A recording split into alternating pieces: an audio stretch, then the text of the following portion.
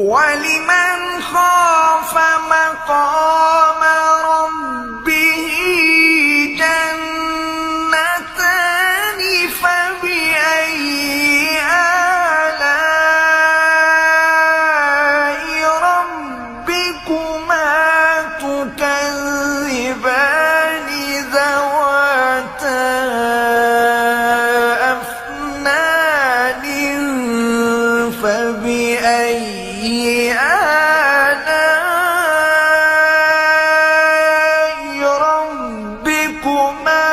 تكذبان فيهما عينان تجريان فبأي آلاء